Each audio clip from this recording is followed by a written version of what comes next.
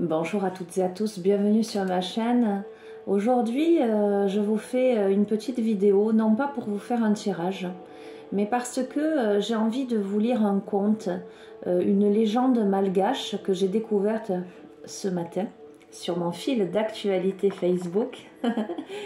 Un conte que j'ai trouvé très beau, très intéressant et qui donne beaucoup à réfléchir. Ce conte s'appelle L'arbre de l'humanité. Une légende malgache raconte qu'il existe un arbre qui résume à lui tout seul la complexité des caractères humains, sans cesse agité par des humeurs contraires. L'arbre trônait dans la plaine aride, non loin du village, depuis des temps immémoriaux. Les grands-pères et les grands-pères des grands-pères l'avaient toujours connu. On disait qu'il était aussi vieux que la terre, on le savait magique. Des femmes trompées venaient le supplier de les venger, des hommes jaloux en secret cherchaient auprès de lui un remède à leur mal, mais personne ne goûtait jamais à ces fruits magnifiques. Pourquoi? Parce que la moitié d'entre eux étaient empoisonnés. Mais on ne savait pas laquelle.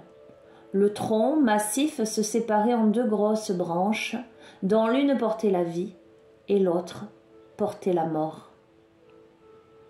On regardait, mais on ne touchait pas.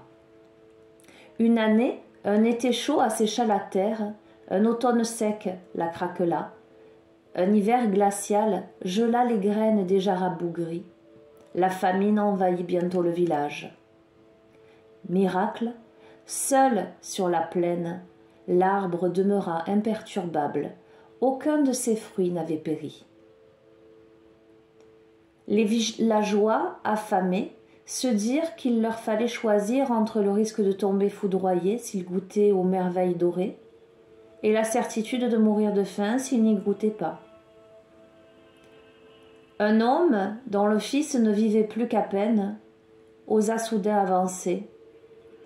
Sous la branche de droite, il fit halte, cueillit un fruit, ferma les yeux, le croqua et survécut. Alors tout le village l'imitèrent et se ruèrent sur les fruits sains de la branche droite. Repus, ils considérèrent la branche gauche. Avec dégoût d'abord, puis haine. Ils regrettèrent leur peur qu'ils avaient eue à décider de ne pas goûter à cet arbre et décidèrent de se venger en coupant cette branche gauche à ras du tronc. En 2 jours, l'arbre amputé de sa moitié empoisonnée noircit, se racornit et mourut sur pied ainsi que tous ses fruits. Que représente cet arbre sinon le symbole de nous-mêmes? À la fois bon et méchant, généreux et avide, emporté et sage, en quête de vérité et en proie à l'erreur, nous traversons pourtant la vie sur nos 2 jambes. Et tant que nous restons entiers, le positif se mêle en nous au négatif, c'est une preuve de bonne santé. Y avez-vous déjà pensé? Si nous étions naturellement bons, nous n'aurions aucun mérite à le devenir. La première étape vers le bonheur est de nous accepter tels que nous sommes, mais la seconde, de changer ce que nous souhaitons changer en nous.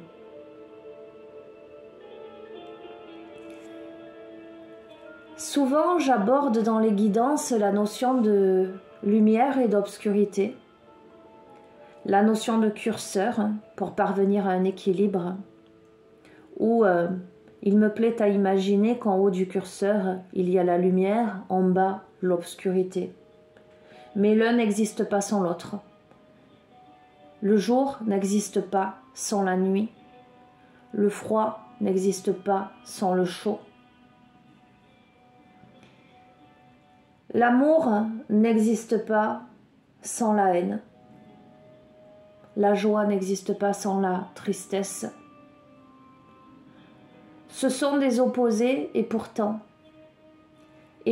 tellement complémentaires, permettant dans l'exploration de cet aspect obscur d'avoir le libre arbitre, de pouvoir faire le choix de rester soit dans l'obscurité, soit de vaquer vers la lumière.